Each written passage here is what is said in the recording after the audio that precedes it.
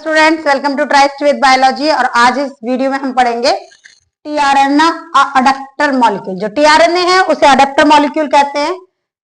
और एक्चुअल में ये है क्या और किस काम आता है?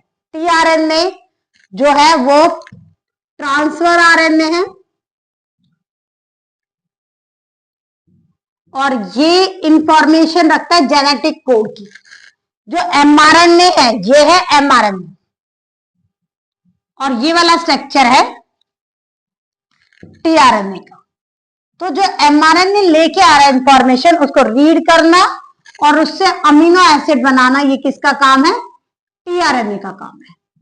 तो जो टीआरएनए बनाता है वो कैसे बनाता है और कैसा स्ट्रक्चर होता है? पहले माना जाता था क्लोवर लीफ लाइक स्ट्रक्चर है, बाद में पता चला कि ये कॉम्पैक्ट स्ट्रक्चर है। कॉम्पैक्ट स्ट्रक्चर किसकी तरह दिखता है? इन्वर्टेड एल की तरह, लुक लाइक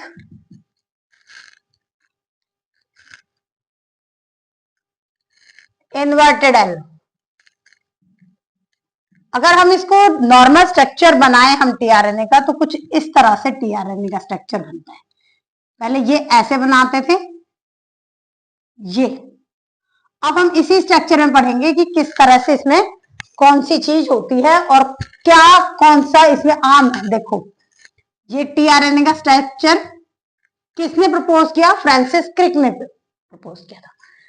फ्रांसिस क्रिक ने ये प्रपोज किया। इसने यहां पर इस टीआरएनए में जो साइट है वो देखो, ये कोडॉन बनाया। ये होती है एंटी कोडॉन। कोडॉन को रीड करने वाला एंटी कोडॉन साइट। तो इस वाले को हम बोल रहे हैं एंटी कोडॉन साइट। ठीक है, ये इसकी होती है यहां पर राइबोसोमल बाइंडिंग साइट।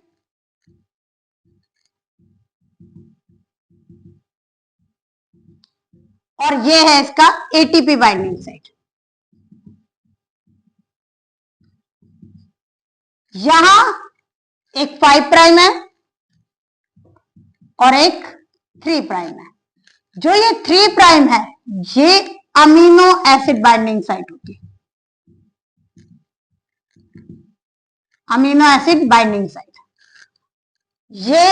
और ये जो छोटा सा स्ट्रक्चर निकला हुआ है यहां पर, ये होता है वेरिएबल आर्म।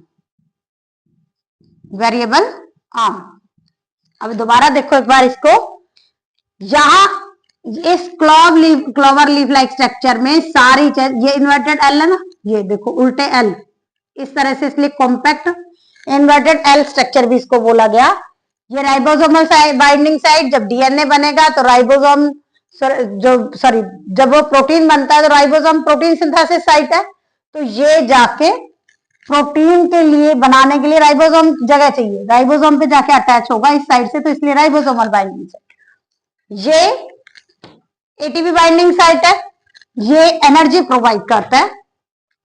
ये एंटीकोडॉन साइट है जो इसको एमआरएनए को रीड करेगा और ये अमीनो एसिड यहां से बनके उछल के यहां जाएंगे। अब यहां देखो जो क्या क्या साइट होगी इस पे? Anticodon loop. ये डीएनए इस पे साइट क्या होगी? Anti codon loop.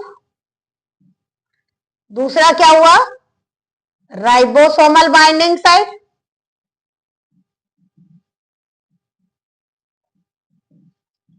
तीसरा इसमें हुआ एटीपी बाइंडिंग साइट। और फोर्थ है amino acid binding site.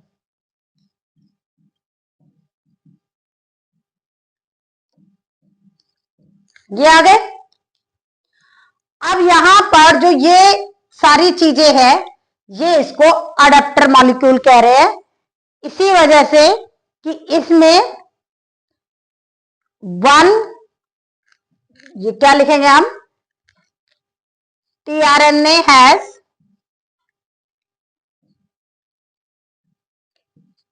One, क्या है इसमें? वन हैंड जो है वो one hand read the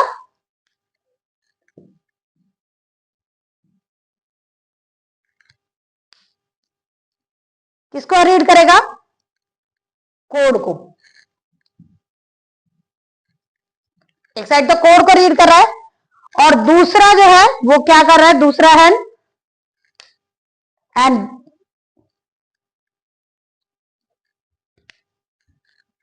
another hand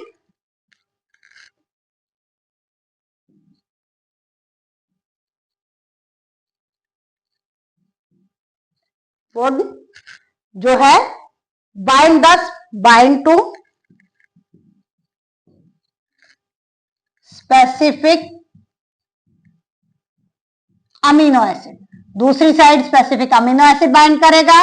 ये देखो यहां ऊपर की साइड अमीनो एसिड है, ये अमीनो एसिड है जो दिखा है। अब एक वर्ड है इसमें अमीनो एसाइलेशन, इसको ध्यान से समझना। अमीनो एसाइलेशन, अमीनो एसाइलेशन जो है वो, और इसको बोलते हैं charging of tRNA.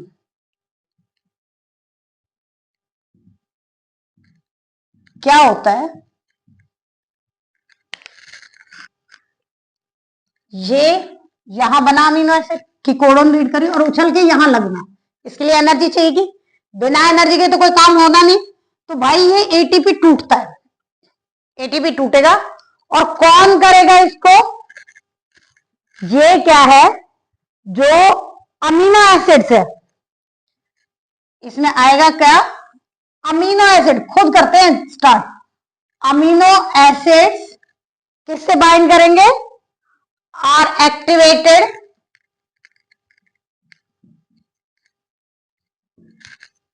In presence of, बिना प्रेजेंस के काम नहीं होता, किसी भी कोई एंजाइम चाहिए तो प्रेजेंस ऑफ क्या? TRNA, sorry ATP, presence of ATP. इस एटीपी की प्रेजेंस में लिंक टू देयर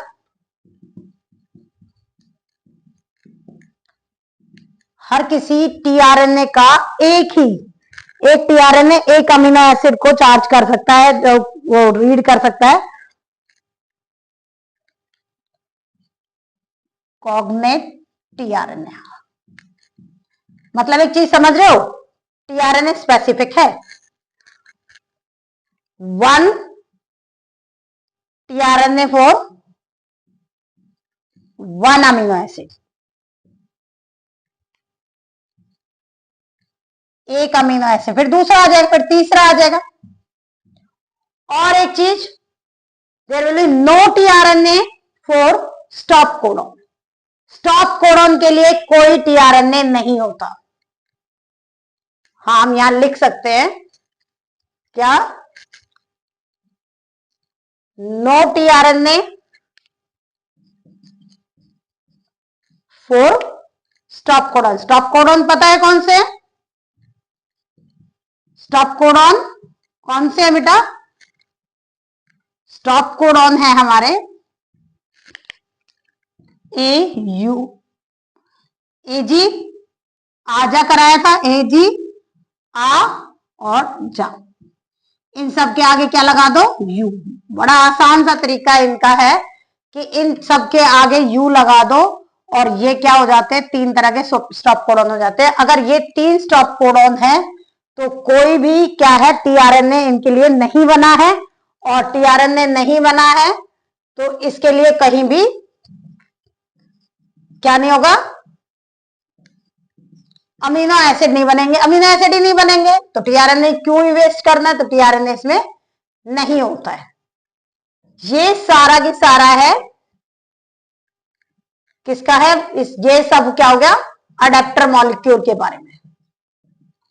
कि अडेप्टर मॉलिक्यूल क्यों कहते हैं? अच्छा ये आ जाए कि अडेप्टर मॉलिक्यूल क्यों कहते हैं इसको? तो अडेप्टर मॉलिक्यूल इसलिए कहते हैं कि इसमें सारी साइट्स होती हैं, इसलिए इसको अडेप्टर मॉलिक्यूल कहते हैं। और एक चीज जो ये है, ये हम ये कह रहे हैं ना कि एक हैंड इसका ये है, so it is called specific amino acid bind कर रहा है, एक साइड कोडॉन है, सो कॉल्ड एसआरएनए, इसलिए इसको एसआरएनए बोलते हैं। एस मतलब सॉल्युबल आरएनए भी बोला जाता है इसको। ये 1 मार्क क्वेश्चन में पूछ लिए जाते हैं कि वाई इट इज का ये एसआरएनए क्या है, इसका मतलब क्या है, कहाँ काम आ रहा है। तो सॉल्युबल आरएनए है। क्यों? क्योंकि एक साइड इसने अपना पूरा स्ट्रक्चर डेडिकेट कर दिया किसको, टीआरएनए ने अमीनो एसिड बनाने को। अमीनो एसिड के लिए इसने एनर्जी भी ली हुई है, राइबोसोम से अपने बांधने की जगह भी, मतलब ये सारी तैयारी के साथ आया है कि मेरे पास 4 चीजें हैं, बस मुझे जगह मिल जाए। और जैसे ही जगह मिलती है कहां पर, जैसे ही एमआरएनए बन के आएगा वैसे इसको क्या मिल जाएगा, स्पेस मिल जाएगा कि अब मैं तैयार हो सकता हूं। मतलब ये एमआरएनए का बनना, ट्रांसक्रिप्शन का बनना इंडिकेशन देता है कि अब टीआरएनए का काम आ गया। It's all about the adapter molecule TRNA.